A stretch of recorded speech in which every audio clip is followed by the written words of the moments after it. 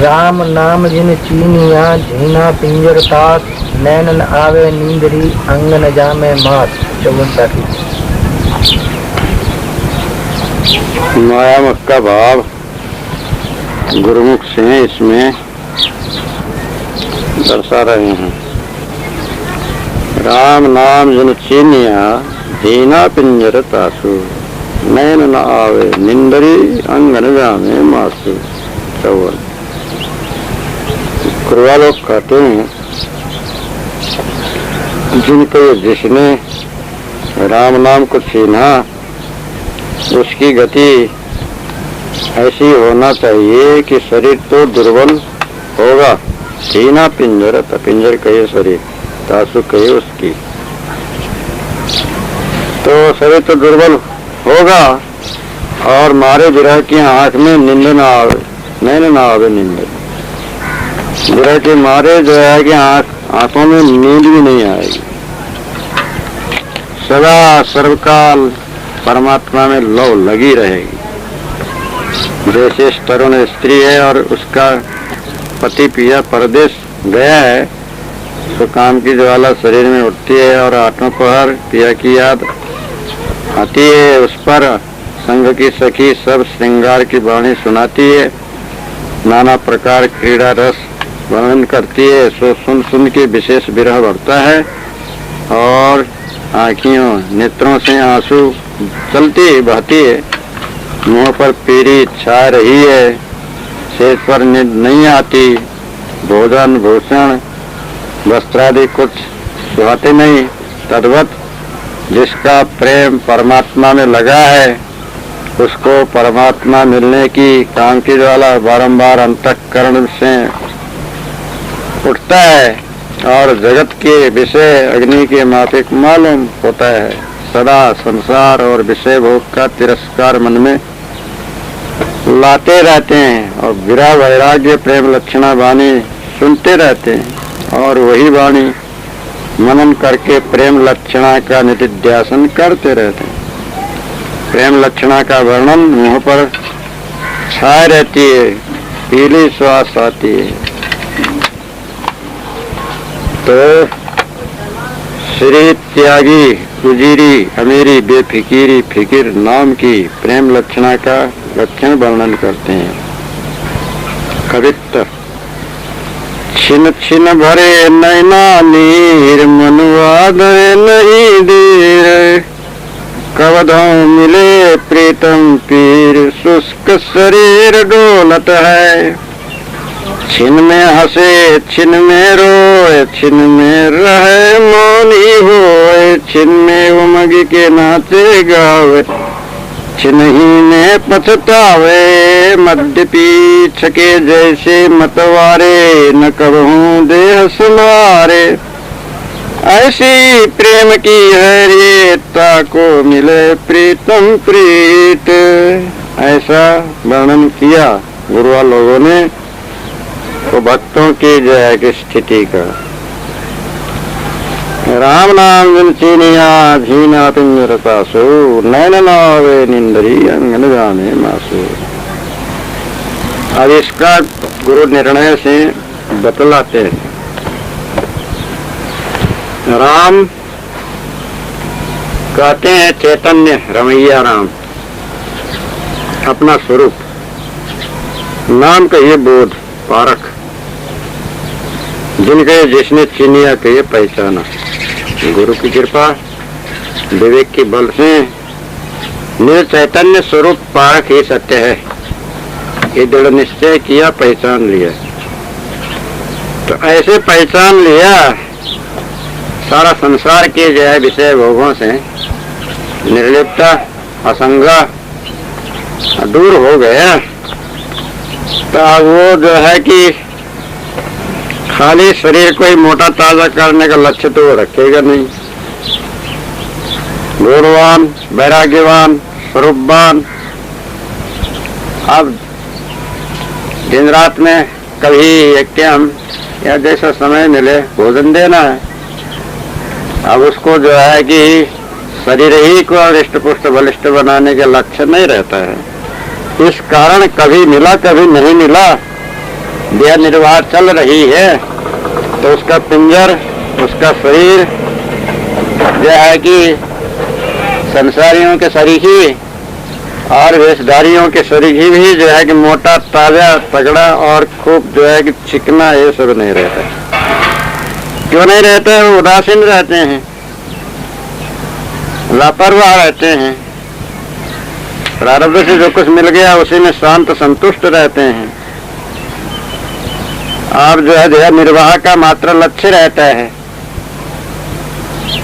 स्वादिष्ट पदार्थ, और जो है कि ज्यादा चिकनाई का जो है संग्रह नहीं करते। इसलिए उनका शरीर जो है धीमा, दुबला पतला, अपने कार्य चला सके, शरीर व्यवहार चला सके, ऐसा रहता है। खूब पहलवान, मोटे, ताजे और तगड़े और जो है कि लड़ाकू नहीं ही होता है, सामान्य रहता है। और मैंने आए निंद्री अंगन रामे मासु का दो अर्थ है। एक तो उनके जो है कि विवेक विचार के नेत्र में अज्ञानता, गाफिलता का नींद नहीं ही आता है। बाहर समयानुसार रात्रि में शयन करते हैं, या निशा सर्वभूतानां तस्याम जागर्ति संयमी, गीता में कहा है तस्याम जागर्ति संयमी यस्याम जागर्ति भूतानि तानिशा पश्यतो मुनि। सब प्राणियों के लिए जो रात्रि है उस समय में जागृत होकर के अभ्यास करता है, संयम ध्यानावस्था में रहता है। जिसके लिए सारा जो है कि दिन है वो साधक के लिए जो है रात्रि के समान, और चुपचाप पड़े रहते हैं, कोई किसी को दिखाने का, आडंबर का कार्य नहीं करते। ऐसा होता है। तो उनकी विवेक विचार के नेत्र में जो है कि अज्ञानता की निद्रा नहीं ही आती। अब शरीर का निद्रा सामान्य रूप से देह निर्वाह के लिए रात्रि में लेते हैं, और अज्ञान निद्रा से जो है कि रहित रहते हैं। अंगन जामे मासू माने जो है कि ज्यादा जो है कि मोटे, तगड़े और खूब पेट फूले हुए, साधना अभ्यास से रहित, वैसा जो है कि उनके ज्यादा मांस बढ़ाए हुए, ज्यादा एकदम थके हुए, उठते बैठते न बने, लोथड़ा पेट का थुल करे, ऐसा वो नहीं ही बनाते। क्योंकि वैसे जो है कि बर्ताव नहीं करते हैं तो किसका होता है? जो खाया सोया निष्क्रिय रहा उसका होता है।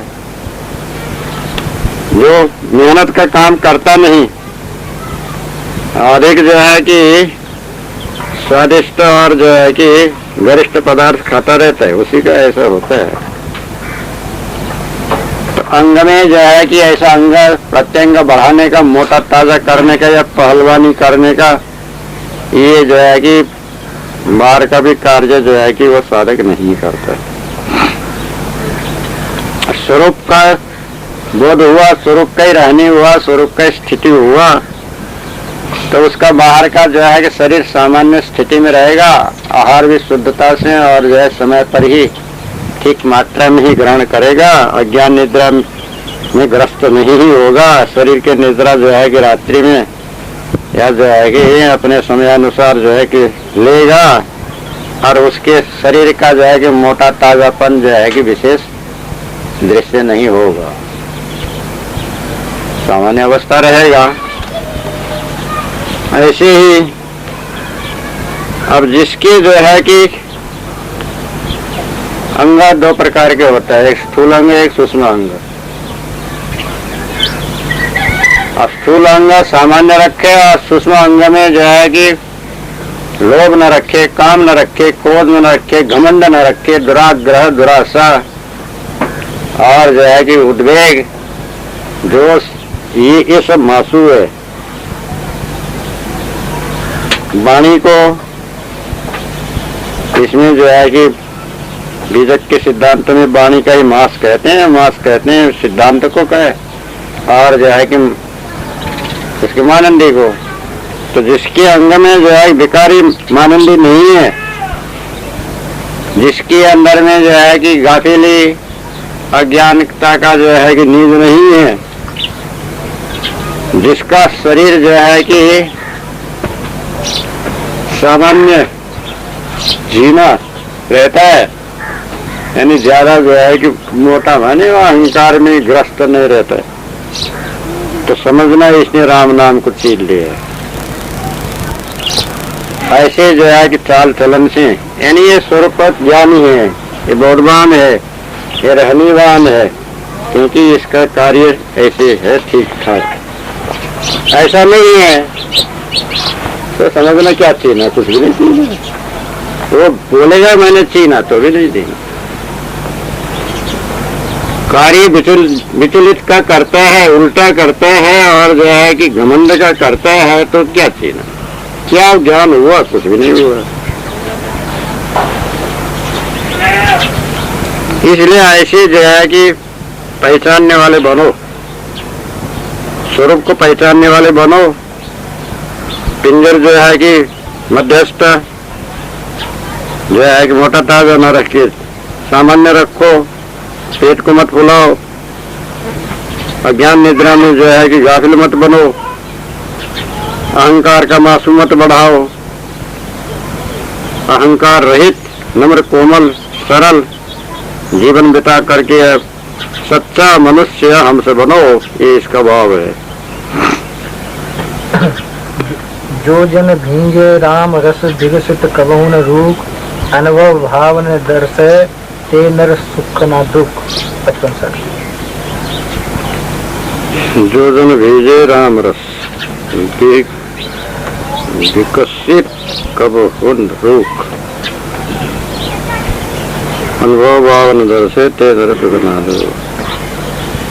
तो माया मुख का भाव ये 55 की कहा कि गुरुमुख से बतलाते। युवा लोग कहते हैं राम रस, कहते हैं प्रेम रस। तो जो जन प्रेम रस में भीग रहे हैं सो सदा उदास रहते हैं। विकसित कहते हैं प्रफुल्लित, खिले हुए कबू नहीं होते। रुख जैसे झाड़ को रुख कहते हैं, अब उनके शरीर को ही रुख कहा जाता है, उनके चेहरे का ही नाम रुख है। अनुभव भाव अनंतर से, अनुभव उनकी भावना का रूप उनको सदा दर्शाता है, ताते उनको जगत का कुछ सुख दुख मालूम नहीं होता है। सुख ना दुख, जगत का दुख सुख नहीं मालूम होता है। जैसे मद्यपी मद्यपान करके मस्त बेफहम हो जाता है, फिर उस पर चाहे जो कोई फूल डालो, चाहे बिस्टा डालो, चाहे निंदा करो, चाहे पाँव में पड़ो, वो कुछ नहीं समझता। तद्वत प्रेम में गर्गाप हुए तो चाहे कुछ भी करो, कुछ भी नहीं समझते। वो जो है कि बेभान हो जाते हैं, उनका कुछ भी मालूम नहीं होता है। ऐसा होना चाहिए। गुरुआ लोग ये बतला रहे हैं, गुरुआ लोगों का कथन तो ऐसे ही है। अब गुरु के निर्णय से बतलाते हैं। क्या बतलाते हैं? जो जन भेजे राम रस, जो भक्तजन गुरु का भक्त, गुरु का बोध लेने वाला, जो संतजन सारग्राही और जो है कि मुमुक्षु जिज्ञासुजन, मुमुक्षुजन, संतजन, भक्तजन, जीवन कल्याण का जो है कि इच्छुक जो होते हैं, भेजे राम रस। अब राम रस कहते हैं अपने जो है कि चेतन का बोध, ज्ञान रस। राम रमेते राम रमई, यह चेतन का स्वरूप ही है, उसका रस कहते हैं प्रेम रस, ज्ञान रस, भक्ति रस, बोध रस। विचार रस स्वरूप ज्ञान के ही जो है कि अनुभव में बीजे हैं, लवलीन है, तल्लीन है, तर हैं, तब वो विकसित कब होना। जिसको वैराग्य होगा वो हंसी मजाक करेगा, जिसको शौक होगा वो गाने गाएगा, नहीं गाएगा। जो स्वरूप में स्थिति में रहेगा वो क्या खेलवाड़ करेगा।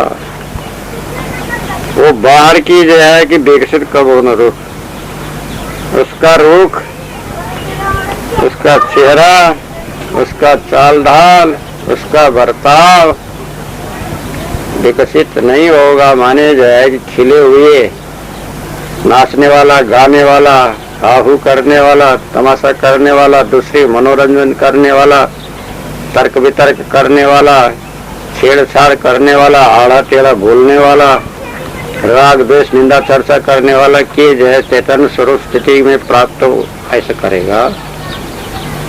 जो ऐसा काम करता है तो क्या उसको चेतन स्वरूप का बोध रहनी रहस्य धारण हो गया?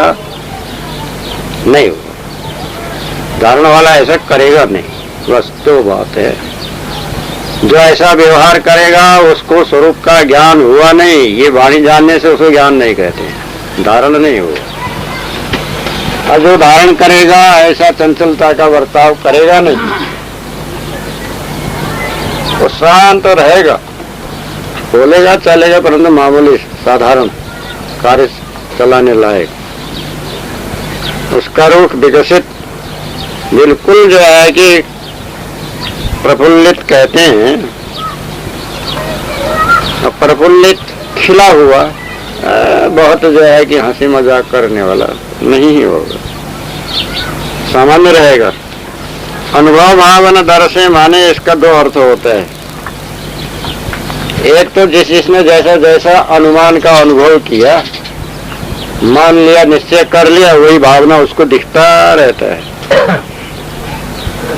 दूसरा जो कुछ उसने जो है कि निश्चय किया, न ब्रह्म दिखता है, ना आत्मा दिखती है, ना जो है भगवान दिखता है, ना अल्लाह खुदा दिखते हैं, कुछ नहीं दिखता। वो तो खाली वाणी का भ्रम ही मात्र है। न भूत देखते हैं, न विपरीत दिखते हैं, न देवी दिखता है, दिखती है, न देवता दिखते, कुछ भी नहीं दिखते हैं। जो है कि ये तो यूं ही मान भर लिया है, मान लिया है तो देखने दिखाने के नहीं देखते हुए भी यूं मिथ्या मान लेते हैं। तो जो है कि ये उनको क्या दिखता है, उनका वो भूल भ्रम जो निश्चय किया है वही हमेशा दिखता है। मनोभावना, मन की कल्पना, मन की मानंदी, वो तो दिखता ही रहता है, बाहर तो कोई साक्षात्कार है नहीं। और अपने स्वरूप का ज्ञान का निश्चय नहीं, इसलिए वो तो भूले रहते हैं। अब जिनको जो है अनुभव भाव दर्शता है, यानी अपना स्वरूप सत्य है, नित्य है, अखंड है, अविनाशी है, चित्त चतुष्टय पंच विशेष है, पार है, वो मेरा स्वरूप, ये अनुभव ही जो है कि दर्शता रहता है, निश्चय होता रहता है। हमसे समाधि एक ही सदा निरंतर हो, इनते जो पिछले नहीं ले ऊपर। तो तेनर ऐसा स्वरूप ज्ञान का जो साक्षात्कार हुआ, उसी का जो है अनुभव सदा सर्वदा जिसको होता रहता है, उसको सुख का नहीं, दुख नहीं, जगत प्रपंच का कोई सुख नहीं, कोई दुख नहीं, कोई आनंदी नहीं।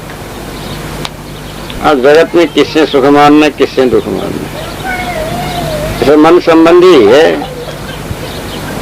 सुख दुख, हर्ष शोक, हानि लाभ, मिलन विचुड़न, बनना बिगड़ना, लेना देना, सब जगत व्यवहार नाशवान है।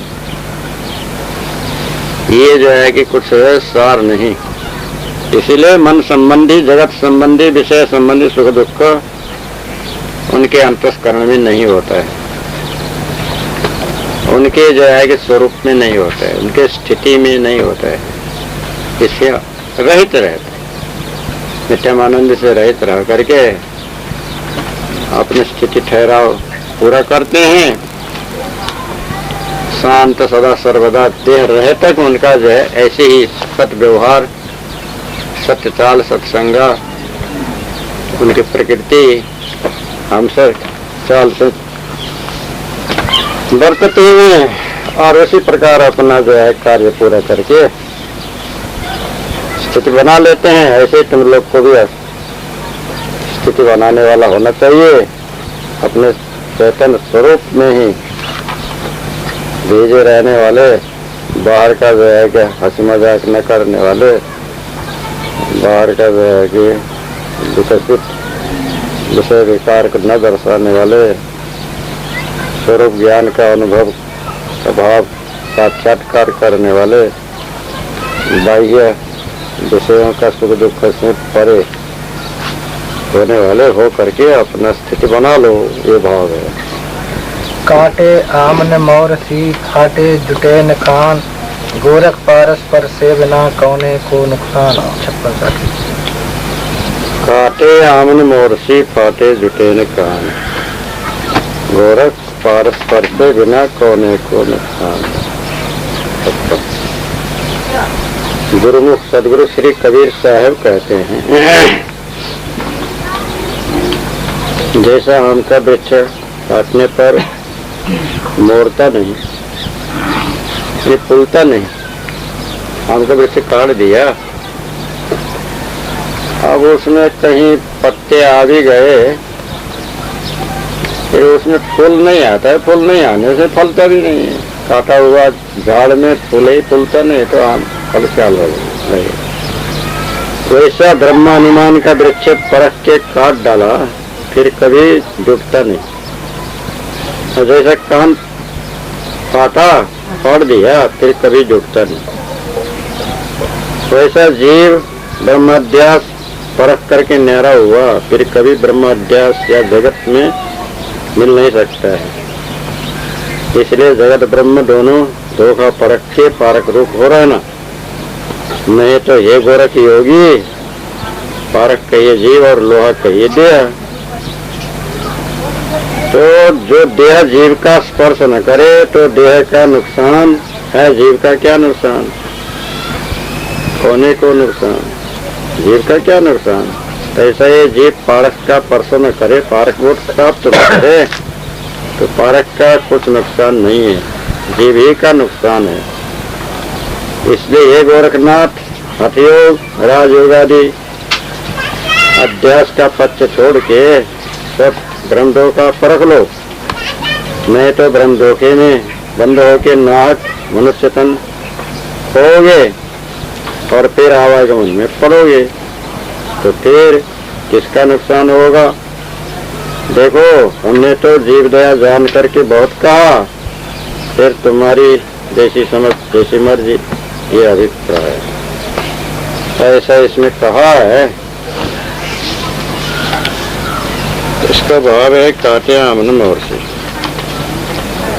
एक बार काट देने के बाद में आम में फूल नहीं आता है तो देखा हुआ, परीक्षा किया हुआ बात है।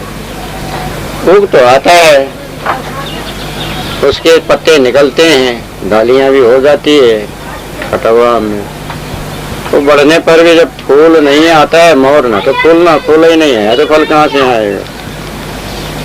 और कान फाड़ डाला तो फिर डूबते नहीं, वो तो छेद का छेद ही बना रहता है।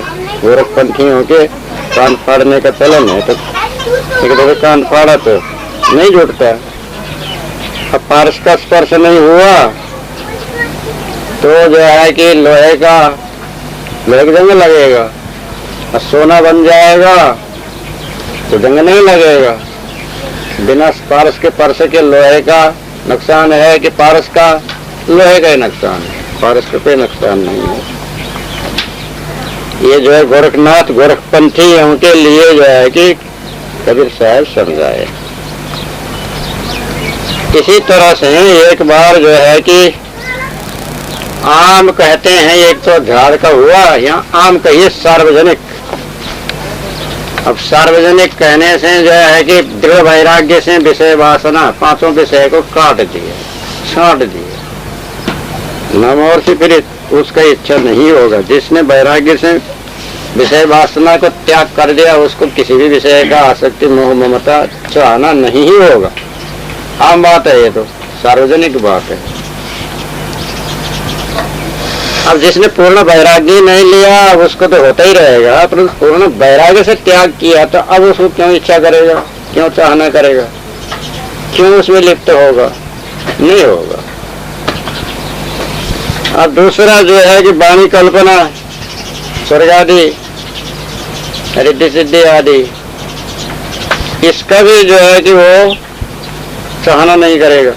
परख करके जिसने छोड़ दिया अब उसके जो है कि चाहना वो त्यागने वाला जो है कि नहीं करेगा।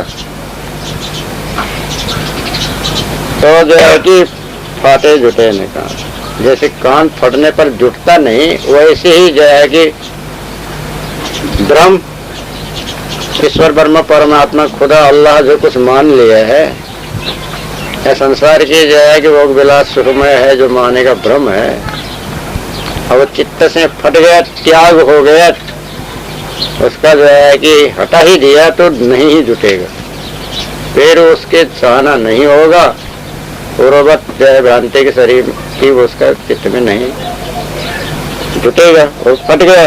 कान, उसके जितना कान है, कान कहते हैं, उसके इज्जत कहते हैं, उसके जो है कि मानंदी कहते हैं, जो कुछ उसने मान रखा है ज्ञान दशा में उसको फाड़ दिया तो अब वो जुटेगा नहीं। फट गया, त्याग गया, त्याग गया, उसका ग्रहण नहीं होगा, संग्रह नहीं होगा। विषयों की आसक्ति छोड़ दिया वो फिर उसमें जो है कि इच्छा वासना प्रकट नहीं होगा।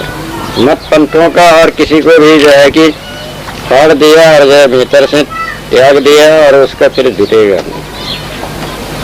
यह जितने सिद्धांत है षड दर्शनों का, इसको जो है कि काट छांट कर दिया निर्णय से, बोध से, पारख से और छानबीन से करके, उसका भी नहीं मोरेगा, उसका भी फिर अंधविश्वास नहीं होगा।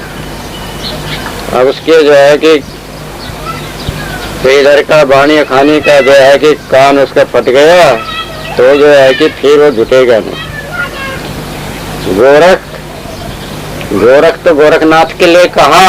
अब यहाँ गोरख किसको कहते हैं? गोरख धंधा माने पेट बंधक में फंसे हुए लोग, खाओ लोग, जो खाने में ही पीने में ही सब कुछ जो है कि इसी में है, तो जो है कि ऐसे ज्यादा स्वादासक्त और जो है कि खान पान ऐश आराम भोग विलास में लिप्त सब जीवों का नाम गोरख है। वो कई इंद्रिय रख के रक्षा करने वाले, इंद्रियों का रक्षा ज्यादा करके जो है खान पान जो है ऐश आराम विलास में जो लिप्त है वो गोरख है। अब ऐसे गोरख संसारी भोगी और जो है कि विलासी या जो है देशधारी अब पारस पर से बिना वो पारक को प्राप्त करेंगे नहीं, बोध लेंगे नहीं, बैराग लेंगे नहीं, रहनी रस लेंगे नहीं, धारण करेंगे नहीं, तो किसका नुकसान होगा? तो जो नहीं लेंगे उन्हीं का होगा। अब गोरख ही पारक नहीं लेगा, बोध नहीं लेगा तो गोरख का ही नुकसान होगा। तो खाता पीता रहेगा, शरीर को मोटा ताजा करता रहेगा, एक दिन मर के यही छोड़ कर चला जाएगा। जीव तो जो है बंधन के बंधन में ही पड़ा रहेगा, मुक्त तो होगा नहीं। तब जो है कि पारस तो पारख को कहते हैं। कोई पारख मणि का यहाँ एक दृष्टांत तो हुआ, और बाहर पारस मणि का जो है कि एक सिद्धांत तो नहीं है।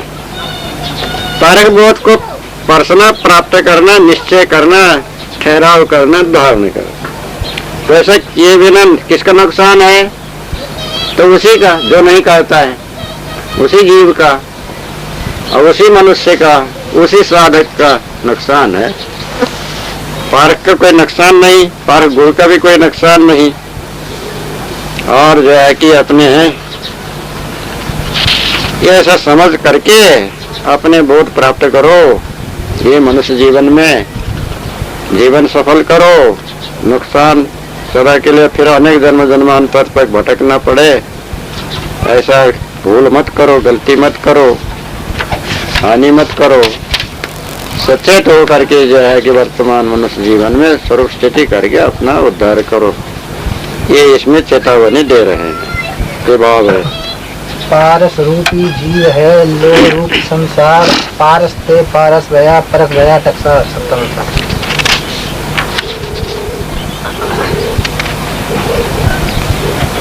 पारस रूपी जीव है लोह रूप संसार, पारस ते पारस भया परस भया टकसार सत्तावन। गुरुमुख